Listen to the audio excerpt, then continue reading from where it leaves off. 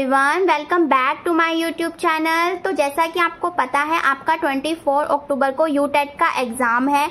I hope आपकी study बहुत अच्छे से चल रही होगी। तो आज की वीडियो में मैं आपसे डिस्कस करने वाली हूँ, अगर आपको कोई क्वेश्चन नहीं आता उसमें आप तुक्का कैसे लगा सकते हैं, और किसी ने यदि कम प्रिपरेशन की है तो वो भी तुक्का कैसे लगा सकते हैं जिससे उनका यूटेट फर्स्ट अटेम्प्ट में क्वालिफाई हो जाए। तो विदाउट टाइम वेस्ट किए स्टार्ट करते हैं अपनी आज की वीडियो को। उससे पहले मैं आपको कुछ बातें बता देना चाहती हूँ जिससे आप अपने टाइम को भी मैनेज कर सकते हैं, ताकि जो आपका एग्जाम है वो बिल्कुल भी छूटे नहीं, सारे क्वेश्चंस आप अटेम्प्ट कर पाए। एक चीज और, नेगेटिव मार्किंग नहीं है, तो सारे क्वेश्चंस ही आपको अटेम्प्ट करने हैं। सबसे पहले आपको क्या करना है, जो भी आपका सब्जेक्ट अच्छा हो आपको सॉल्व कैसे करना है। जैसे आपके 5 सब्जेक्ट्स होते हैं, पेपर फर्स्ट के लिए होते हैं 5 सब्जेक्ट्स। पेपर फर्स्ट की भी बात करेंगे और पेपर सेकंड की भी बात करेंगे। जैसे कि आपको पता है आपके पेपर फर्स्ट में 5 सब्जेक्ट्स होते हैं। सबसे पहले आपको कौन सा सब्जेक्ट करना है इसका आपको ध्यान रखना है। जो भी सब्जेक्ट आपका अच्छा हो, सबसे पहले आपको वही सब्जेक्ट चूज करना है।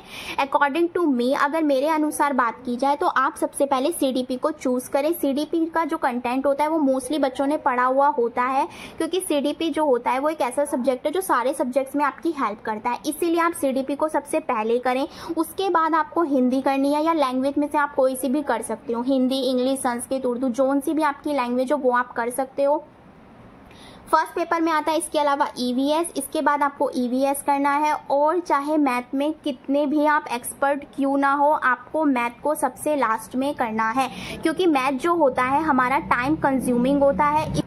इसीलिए आपको मैथ को सबसे लास्ट में करना है। जितना भी आपके पास टाइम बचेगा उसको आपको बाद में मैथ को देना है। तो फर्स्ट पेपर में आप ये चीज अपनाएंगे, और सेकंड पेपर में इन तीनों की बात सेम रहेगी। सीडीपी आप पहले कर सकते हैं, फिर लैंग्वेज कर सकते हैं, उसके बाद अपना आप साइंस कीजिएगा या फिर एसएसटी कीजिएगा। जो भी आपका सब्जेक्ट होगा वो आपको फॉलो करना है। उसके बाद जो साइंस वाले हैं वो मैथ को सबसे लास्ट में करेंगे। मैं एक बार फिर से रिपीट कर रही हूँ, चाहे आपका मैथ कितना भी स्ट्रॉन्ग क्यों ना हो, आपको मैथ को सबसे लास्ट में करना है, क्योंकि मैथ बहुत ज़्यादा समय लेता है। इस वजह से आपको मैथ को लास्ट में ही करना है। आई होप ये चीज़ें क्लियर हो गई होंगी। तो अब बात करते हैं आपको तुक्का लगाने के लिए किन किन चीज़ों का ध्यान रखना है और आपको तुक्का लगाना कैसे है। तो चलिए स्टार्ट करते हैं। सबसे पहले आपको क्या क्या चीजें फॉलो करनी है। नेवर फॉलो सीक्वेंस, कभी भी सीक्वेंस में चीजों को नहीं करना है। जैसे कि कोई क्या करता है, जैसे फर्स्ट ऑप्शन का आपने जैसे फर्स्ट ऑप्शन का हो गया, जैसे फर्स्ट ऑप्शन मान लीजिए सी हो गया। सेकंड का आपको नहीं आता, फिर भी आपने सोचा कि तुक्का मार देता हूँ, डी मार दिया। इस टाइप से आपको बिल्कुल भी नहीं करना है। जब भी आप पेपर को सॉल्व करें, आपको जो क्वेश्चंस आता है उनको आपको अटेम्प्ट करते जाना है, और जोन सा आपको क्वेश्चंस नहीं आता है उनको आपको स्किप करते जाना है। क्या करना है, आपको स्किप करना है।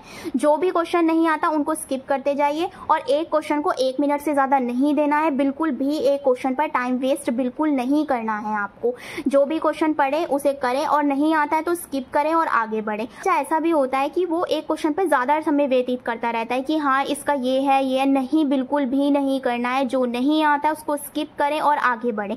अब मान लीजिए थर्ड क्वेश्चन का आंसर ये है, फोर्थ का ये है, फिफ्थ आपको नहीं आता, फिर आपने सिक्स्थ पर लगा दिया। तो जो ये छूट रहे हैं ना, तो इनको स्किप करते जाइए। इनको आपको सबसे लास्ट में फिल करना है। तुक्का लगाने की टेक्निक यही होती है कि आप तुक्का सबसे लास्ट में लगाएं। तो ये चीज आपको ध्यान रखनी है। जो क्वेश्चंस आपको आता है उसको अटेम्प्ट करते जाइए, बाकी क्वेश्चंस को स्किप करते जाइए। इसके बाद है आपका सेकंड में आपको क्या यूज कर सकते हो, एलिमिनेट मेथड यूज कर सकते हो। हम क्वेश्चन के जो आंसर्स होते हैं हम उनमें से एलिमिनेट भी कर सकते हैं। जैसे कि कोई ऑप्शन पढ़ के हमें पता चल जाता है कि ये तो होगा ही नहीं, क्योंकि हमने पॉजिटिव नेगेटिव टैग वर्ड्स पढ़ रखे होते हैं, या काफी चीजें ऐसी होती है जो हमने पढ़ रखी होती है। जैसे कि अब इसमें पॉजिटिव नेगेटिव टैग वर्ड का रोल है। अब आप देखिए, व्याख्या करना हमारा एक नेगेटिव टैग वर्ड है, तो हमें पता चल गया, तो ये एक नेगेटिव टैग वर्ड हो गया। इसी तरीके से निष्क्रिय भी क्या होता है, हमारा एक नेगेटिव टैग वर्ड्स होता है। अगर आपने टैग वर्ड्स को पढ़ा है तभी आप ये चीजें फॉलो कर पाएंगे। टैग वर्ड हमारा निष्क्रिय होता है, तो इसे भी हमने एलिमिनेट कर दिया। खोज अधिगम मतलब अगर बच्चे किसी चीज की खोज करके सीख रहे हैं तो वो एक पॉजिटिव टैग वर्ड है, जो हमारा ऑप्शन हो जाएगा, थर्ड इज राइट। और रटना तो किसी भी कंडीशन में सही नहीं होता है, तो ये ऑप्शन भी गलत हो जाएगा। तो हम इस तरीके से एलिमिनेट मेथड को भी यूज कर सकते हैं, positive plus negative tag word की हेल्प से, या हमने जितनी भी थ्योरी पढ़ रखी होती है उससे भी हम इन चीजों को सॉल्व कर सकते हैं। तो सेकेंड थिंग इज ये होगी। थर्ड में मैं आपको आपको क्या बताती हूँ कि मोस्ट प्रोबेबल जो ऑप्शन होता है वो बी या सी होता है। अब आपको पता कैसे चलेगा कि बी है या सी है?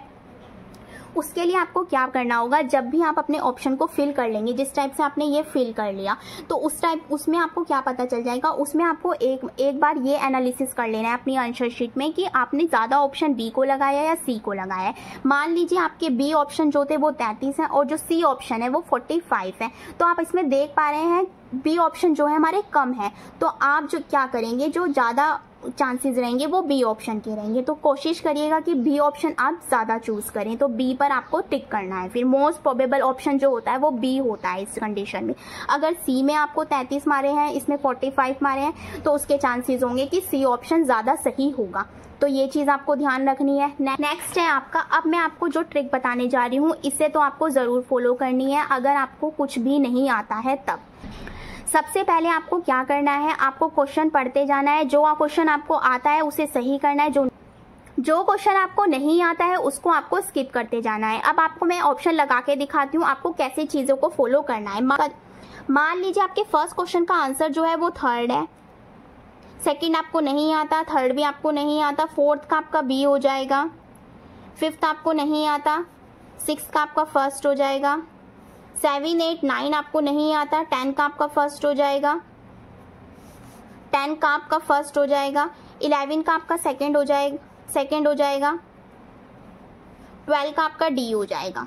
तो इस तरीके से आपने ये लगा दिए। उसके बाद आपको क्या करना है, अब आपको दिख रहा है कि ये जो ऑप्शन छूट गए हैं, जो आपने स्किप किए थे, जो आपको नहीं आए थे, उसमें आपको क्या करना है, जैसे कि मैंने अभी आपको बताया था कि आप इसमें से काउंट करके देखेंगे कि कौन सा ऑप्शन जो है सबसे कम लगा है। सी में 45 लग गया था, बी में 33 लग गया, तो आपको पता चल गया बी जो है वो कम लगा है। तो आपको क्या चूज करना है, बी को चूज करना है, और बी को चूज करके एक ही ऑप्शन आपको सारे में लगा देनी है। मान लीजिए आपने बी ऑप्शन को चूज किया था, या आप कोई सा भी कर सकते हैं उसके अकॉर्डिंग, जैसे मैंने आपको बताया, अगर बी नहीं आए तो बी चुनिए, सी नहीं है तो सी चुनिए। तो जैसे कि मान लीजिए मैं बी चुन रही हूँ, तो आपको जो ये बी ऑप्शन है वो जितने भी आपने क्वेश्चन स्किप किए थे सब में आपको बी ही लगा देना है। अब मान लीजिए आपने सेकंड छोड़ा था, बी लगा दिया, थर्ड पे बी लगा दिया, इसी तरीके से आपको जितने भी होंगे आपको सब पर बी लगाते जाना है। जो भी आपने छोड़ा था, जो भी आपने स्किप क्वेश्चन किया था, उस पर आपको बी लगा देना है। ठीक है, आई होप ये चीज क्लियर हो गई होगी। ये तुक्का लगाने की एक बहुत अच्छी टेक्निक है, इससे आपके ज्यादा से ज्यादा क्वेश्चंस ठीक हो जाएंगे। आई होप आपको चीजें क्लियर हो गई होंगी, मैंने सारे स्टेप्स आपको बता दिए। तो ये सारे लास्ट टाइम पे आप ये सारी चीजें फॉलो कर सकते हैं और अपने यूटेट को फर्स्ट अटेम्प्ट में क्वालिफाई कर सकते हैं। आई होप आपको सारी चीजें क्लियर हो गई होगी। अगर आपका कोई क्वेश्चन हो तो आप मुझे कॉमेंट कर सकते हैं। अगर वीडियो हेल्पफुल लगी हो तो प्लीज वीडियो को ज्यादा से ज्यादा शेयर कीजिए, लाइक कीजिए, कमेंट कीजिए। Thank you.